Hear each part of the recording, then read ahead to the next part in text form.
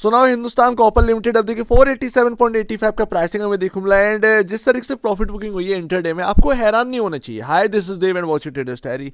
550 वाला क्लोजिंग होते होते 487 रह चुका है।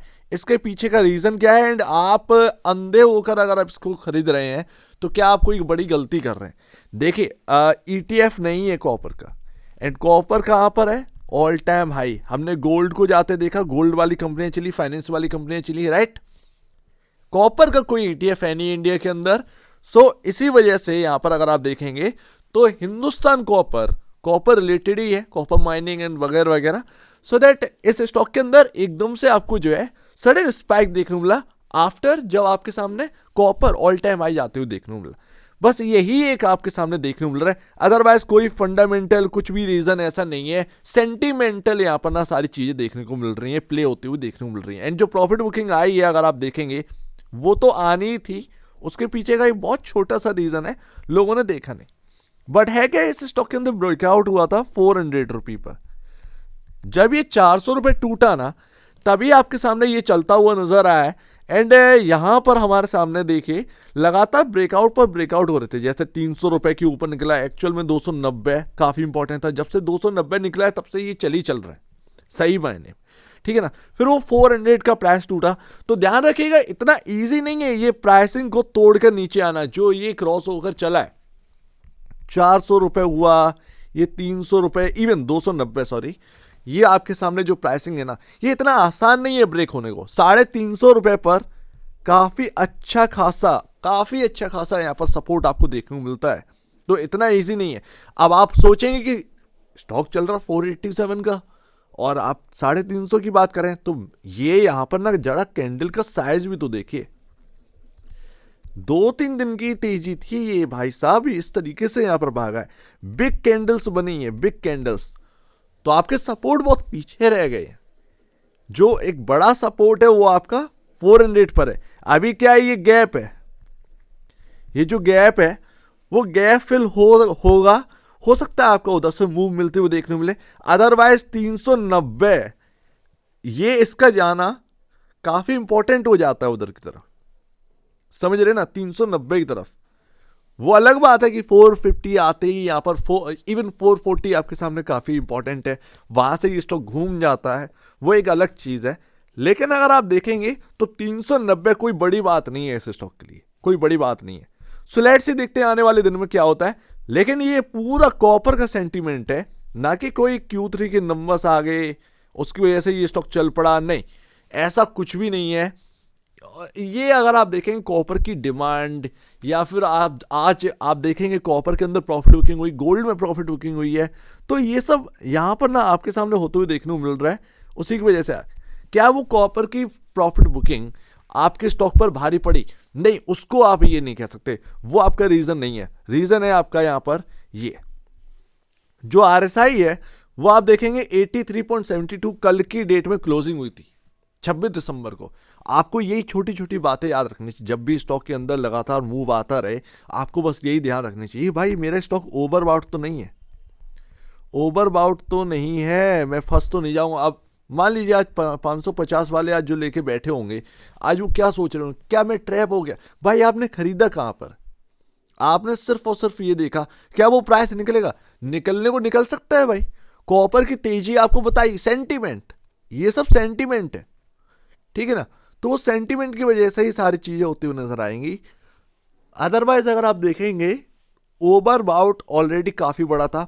कल का ये 83.72 था, आज 12% ये स्टॉक चला था। वो 83.72 का वैल्यू उतना तो रहा नहीं होगा, जाहिर सी बात है 88 के ऊपर पहुंच गया होगा भैया। वो 88 के जो ऊपर पहुंच गया ना वो highly highly highly alarming overbought zone था। क्वालिटी स्टॉक के अंदर ये सारी चीजें देखी जाती हैं। बहुत सारे सवाल आते हैं ना कि अरे यार ये तो ना 90 के अबव है, वो स्टॉक की क्वालिटी भी तो देख लो। लेकिन जो क्वालिटी स्टॉक होते हैं उनमें सस्टेनेबिलिटी नहीं होती है 88 के ऊपर, 88, 89, 90 के ऊपर मोस्टली ये देखा गया है। तो इसीलिए यहां पर ना मतलब आज प्रॉफिट बुकिंग होना बहुत बहुत लाजमी था, बिकॉज ऑफ आपका RSI आप काफी ओवरबाउट जोन में जा चुके थे, ऊपर से कॉपर में प्रॉफिट बुकिंग आ गई तो एक और रीजन बन गया।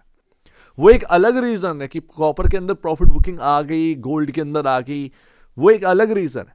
बट आपके स्टॉक में जो प्रॉफिट बुकिंग आज हुई है वो हुई है ओवरबाउट की वजह से, और सेंटिमेंट एक ही है कॉपर। और अगर कॉपर में लगातार प्रॉफिट बुकिंग अगर कुछ देखी जाती है, क्योंकि अगर आप देखें नेचुरल गैस में कितना भयंकर प्रॉफिट बुकिंग हुई थी, अगर कॉपर के अंदर देखी जाती है तो वो हिंद कॉपर के ऊपर भी कहीं ना कहीं इंपैक्ट डालते हुए देखने को मिलेगी। Sentimental play, sentimental play. अगर आप देखेंगे फंडामेंटल बेसिस पर तो देखिए इतना बड़ा सेल्स का नंबर नहीं है यार, ये ईयर ऑन ईयर बेसिस पर है। 2071 करोड़ का यहाँ पर सेल्स का नंबर है। ऑपरेटिंग प्रॉफिट 738 करोड़ है। 469 करोड़ के आसपास का यहाँ पर ना हमारे सामने पूरे साल का प्रॉफिट है 2025 मार्च में। ठीक है, तो उस हिसाब से अगर आप आज की डेट की वैल्यू देखेंगे तब भी आपको कहीं ना कहीं रुक जाना चाहिए, तब भी आपको कहीं ना कहीं थोड़ा सा प्रॉफिट बुकिंग कर लेना चाहिए था। भले ईटीएफ नहीं है तो क्या पागलपंती दिखाएंगे क्या? बात यहां पर यह आ जाती है ना, आपको कोई रोकेगा थोड़ी है, आपको खुद ही देखना पड़ेगा ना कि आज की डेट में मैं कहां पर खरीद रहा हूं। 46,374 करोड़ का मार्केट कैप है। हालांकि ध्यान रखिएगा, अगर कॉपर सेंटीमेंट को ध्यान में रखिएगा, लेकिन ये इतना महंगा हो चुका है।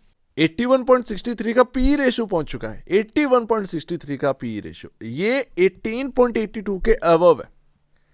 तो ये काफी हाई वैल्यू पर आज की डेट में हो चुका है, जिसको हम इग्नोर कर रहे हैं। लेकिन है क्या, इकलौता है भाई, ये भी ध्यान रखना पड़ेगा। प्रीमियम जो है वो इसको मिलकर रहेगा मार्केट से। कॉपर का ईटीएफ नहीं है, इसको भी ध्यान में रखना है हर वक्त।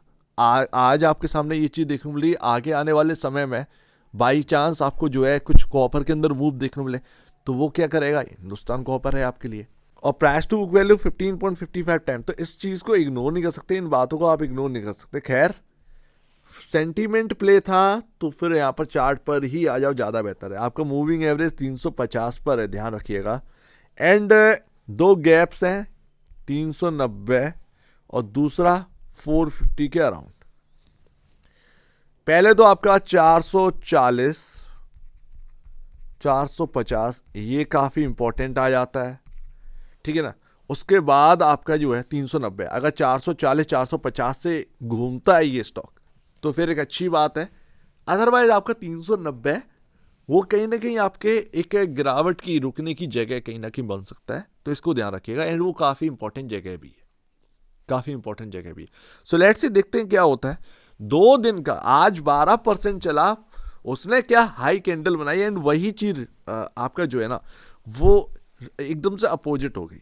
लेकिन उससे पहले देखेंगे, सिर्फ 2-3 दिन लगे हैं, ये स्टॉक कहां से कहां पहुंच गया। तो देखिए, मूव्स एंजॉय करना देखिए, सीखिए, एंड इनको खोजना भी सीखिए। लेकिन कहां बुक करना है, क्या मेरा ईगो तो बीच में नहीं आ रहा है, ये भी थोड़ा सा इंपॉर्टेंट रहता है। क्या है क्या कि यहाँ पर ना आप एकदम से कहें कि हाँ भाई मैं प्रॉफिट बुक नहीं करूँगा, मैं रखूँगा, मेरे को 1000 रुपये बेचना है इसको, तो वह 1000 जाएगा, लेकिन क्या एक दिन में चला जाएगा क्या? तो बीच बीच में जब बड़े लोग प्रॉफिट बुक करते तो तुम क्यों पीछे रह जाते हो? एज अ रिटेल इन्वेस्टर आपको ये सोचना चाहिए कि हाँ, कि जैसे ओवरआउट हो गया था तो आगे के लिए तब भी ध्यान रखिए, कभी भी किसी स्टॉक में देखने को मिले कभी भी पूरी रिमेनिंग क्वांटिटी जो है ना मत बेचिए। 100 शेयर है तो उसमें 10 बेच लो, सिर्फ मन के लिए। 10 बेच लोगे तो पैसा आ जाएगा जेब में। ओवरबाउट जोन में जब चल रहे होते, वहां से जब स्टॉक नीचे आता है तब खरीद लो, बीच का अमाउंट बच जाता है। वो पैसा आपका रहेगा कहाँ पर, खाते में तो रहेगा ना। तो ये सारे टूल्स जो है वो अपनाने पड़ेंगे, बीच बीच में ऐसी कलाकारी आपको करनी पड़ेगी, तब जाकर पैसा जो है वो आप बचा पाएंगे। ऐसे मूव्स में ना पैसा आता तो है लेकिन पैसा जाता भी है, जाने का मतलब जो है वो प्रॉफिट बुकिंग हो जाती है। सेंटीमेंट प्ले है ना, सेंटीमेंट प्ले है, कोई फंडामेंटल रनअप थोड़ी हो गया। सारी चीजें भी तो समझो इस तरीके। सेंटीमेंट प्ले यानी कि पैसे का यहाँ पर ना झोंकना हो गया, तो अगर पैसा झोंका जा रहा है तो पैसा निकलेगा भी, तो जिसका भी है वो तो धीरे धीरे निकालेगा ना। तो ये भी ध्यान रखिए, और भीड़ आ जाती है उसमें, तो ये सारी चीज़ें आपको ध्यान में रखनी पड़ेगी। आप देखते हैं कल से क्या, इस हफ्ते क्या रहता है, क्या यहाँ पर ना हमको देखने मिलता है। सो उम्मीद है काफी कुछ आपको समझ में आया होगा। एक बार नहीं, इससे पहले या बेचने से पहले अपने ब्रोकर वाइज से जरूर सलाह लीजिएगा। खुद की स्टडी करेगा उससे बेहतर कुछ भी नहीं है, खुद की स्टडी मस्ट है। तो आप दीजिए मुझे वीडियो देखिए, वो तो धन्यवाद दोस्तों।